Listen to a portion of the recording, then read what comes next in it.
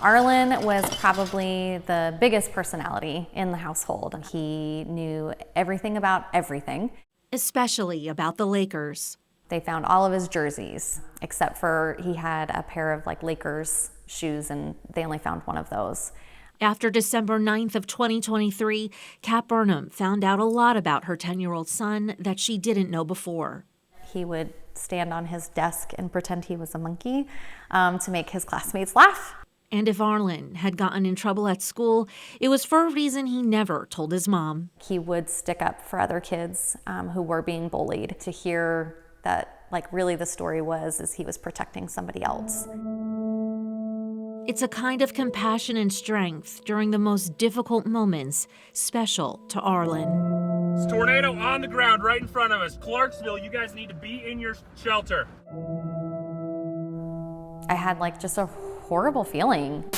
This is going to stick around with us for another 30 minutes, this tornado warning. As Kat was boarding a plane home, a severe weather alert for Clarksville flashed across her cell.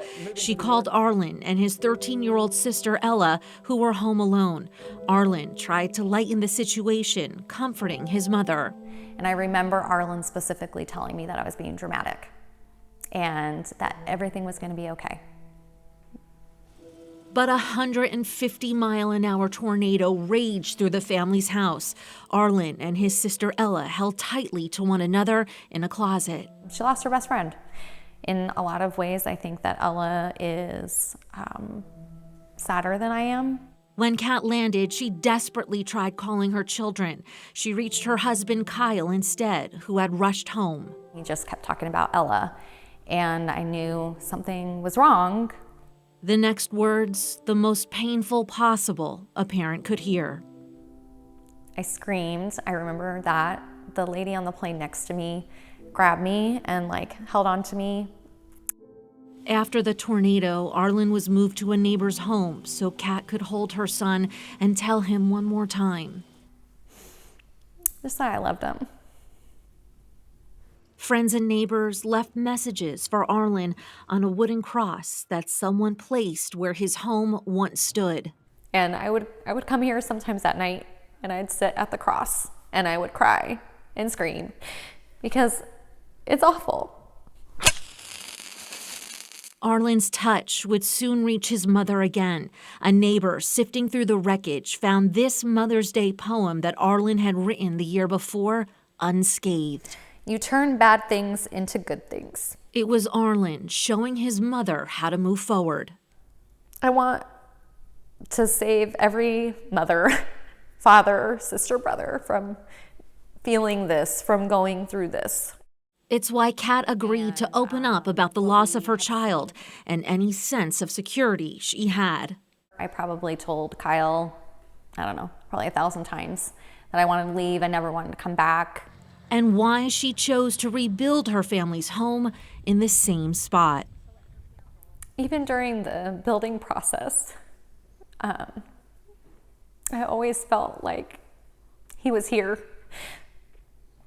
Arlen and an entire community helped his family find peace again. A GoFundMe enabled them to build a new house with 2 indoor below-ground tornado shelters. It just looks like a little room. The walls and ceiling are made of concrete that can withstand an EF4 tornado packing 170-mile-an-hour winds, with Arlen, of course, watching over. I can't imagine being anywhere else because this is where my kid is. Huge power flashes! Kat wants more Tennesseans to consider storm shelters as forecasters are tracking an increasing number of tornadoes shifting east. My kids were in the closet doing everything that they absolutely could, and I still lost my son. Arlen is one of 7 victims killed in Middle Tennessee's December 9th outbreak. Without you, I would not get through anything. From Arlen to the best mom in the world.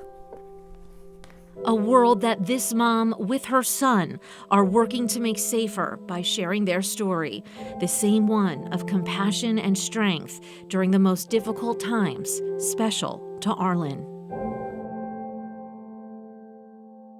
On Monday, kids across the Clarksville School District will be wearing Arlen's colors, purple and gold, the colors of the Lakers, to honor him.